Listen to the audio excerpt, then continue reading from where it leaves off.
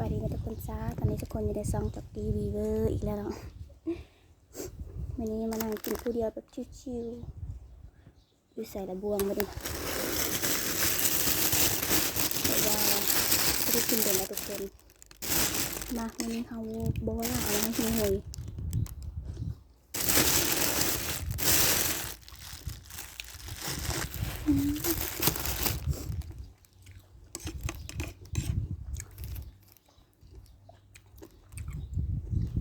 ตำรวมทะเลมิตร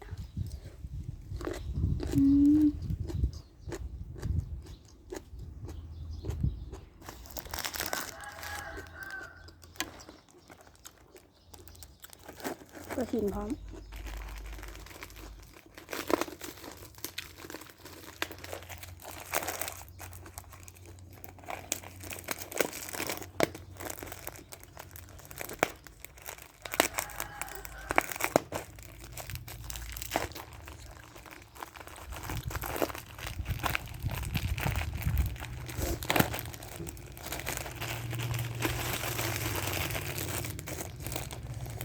ดีวะ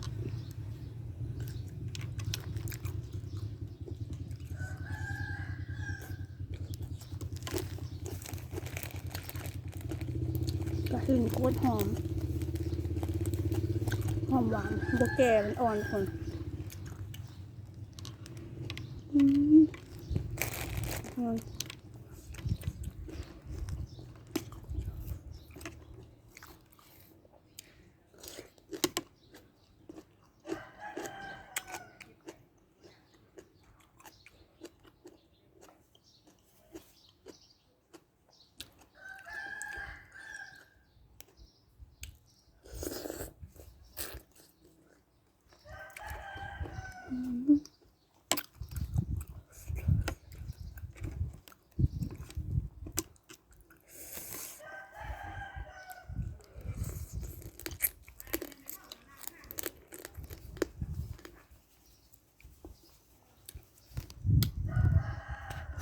โคตรนัวโคตรแซ่บ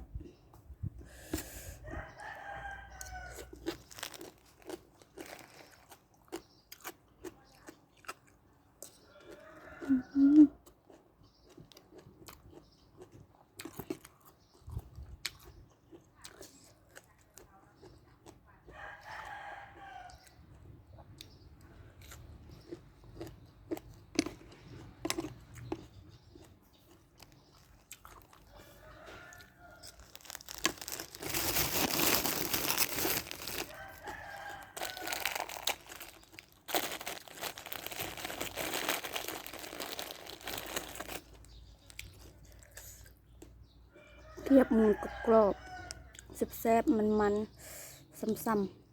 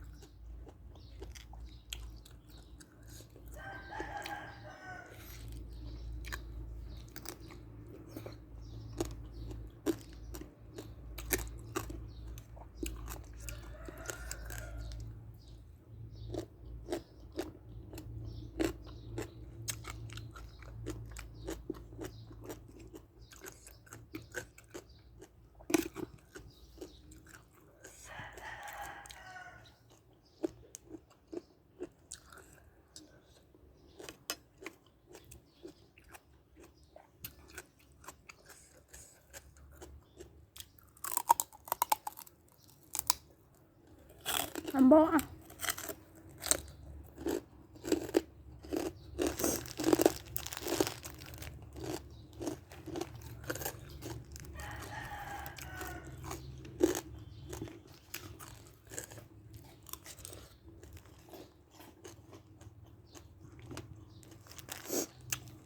มันก็ได้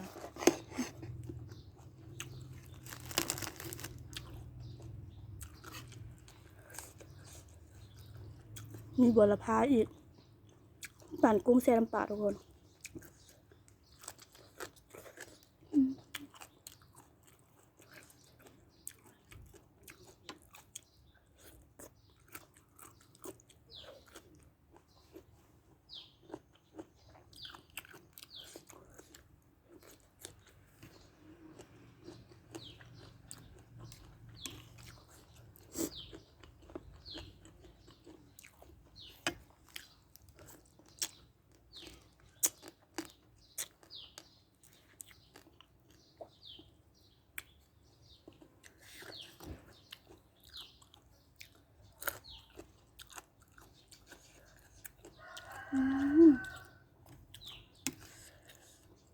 เสร็จแล้วเนาะทุกคนเนาะโดนกินเท่านึงโคตรแซ่บเลย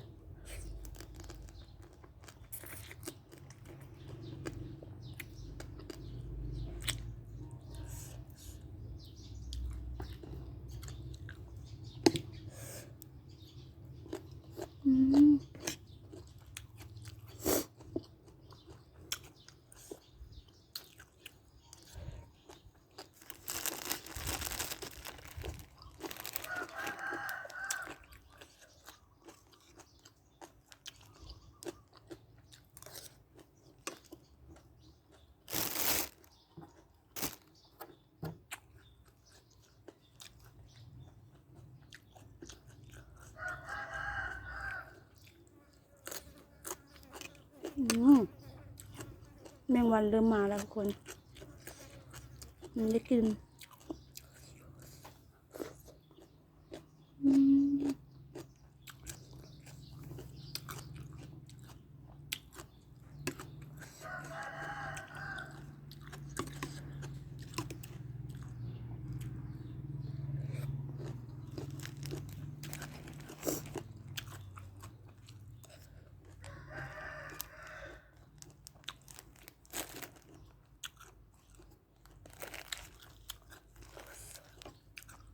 ถุง5,000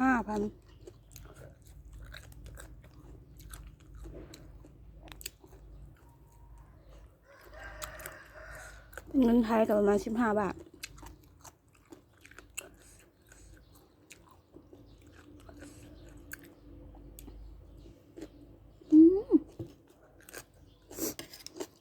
ซับแห้งทุกคนโอเคแห้งเบ็ดเลยละมาเดินจากกินกันอีกครั้งหนึ่งทุกคนแบบว่าเกิดเจแห้งนะไม่ได้กินโดดแล้วเนาะ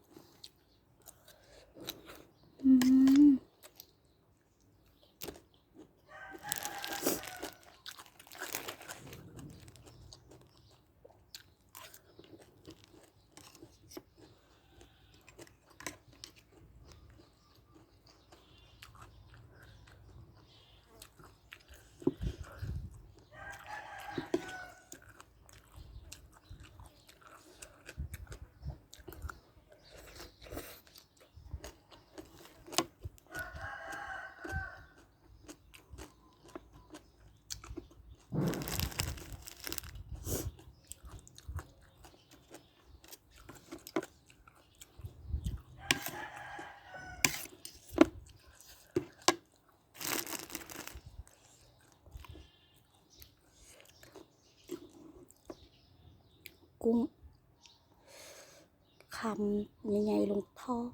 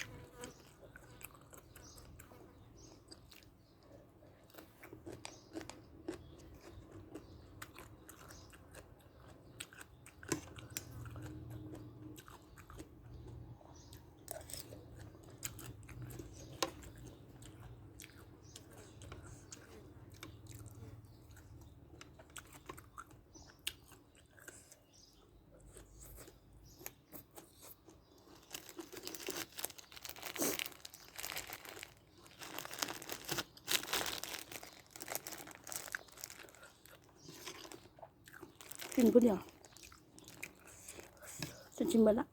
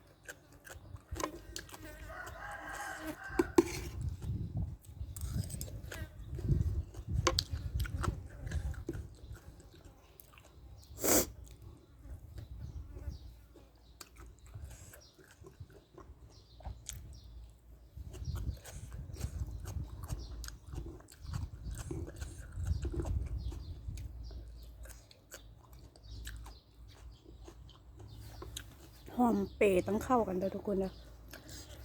หอมเปรย์นะเข้ากับแบบประเภทตำประเภทแบบดัดแปลง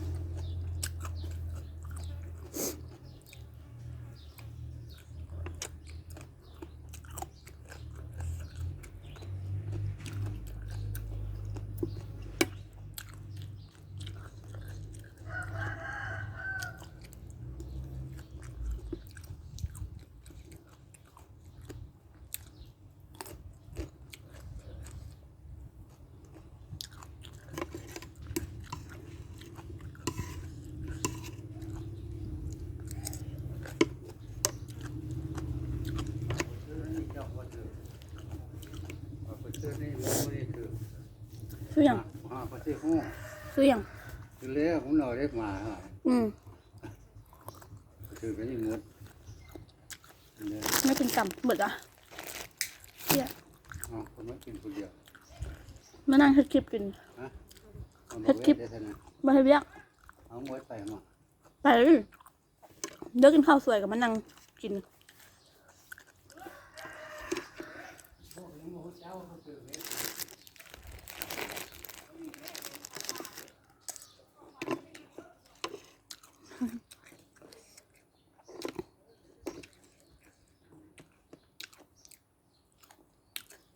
เพิ่นถึกเลข5,000อย่างมาบอกเขาถือกระยานเขาไม่ได้กินน้ำ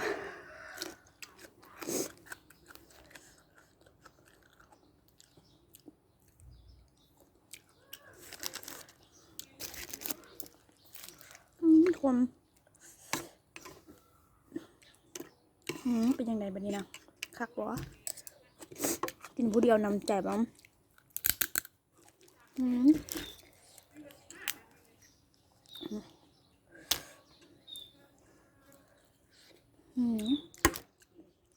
ผักบัวสาใจ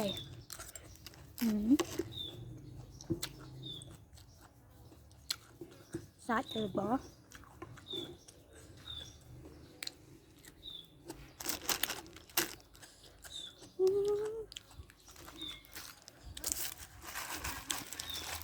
กินต่ำกระเทียมแซ่บๆนี่แล้วทุกคน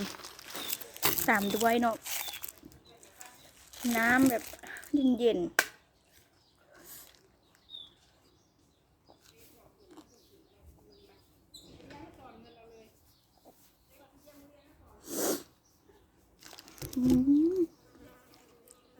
โคตรชื่นใจขนาดเลย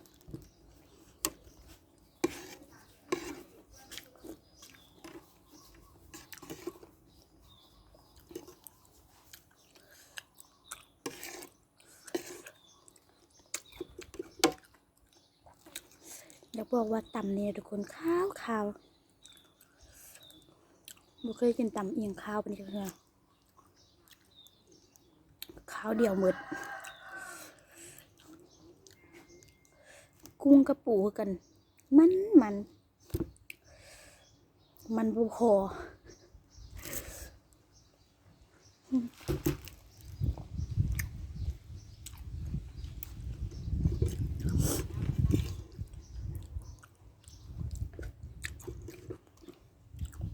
โอเคแต่ทุกคนครบจบคลิปไปเพียงเท่านี้ก่อนเด้อจ้ามื้อหน้ามากินตำโซอีกมื้อนี้ขอตัวลาไปก่อนเด้อบ๊ายบาย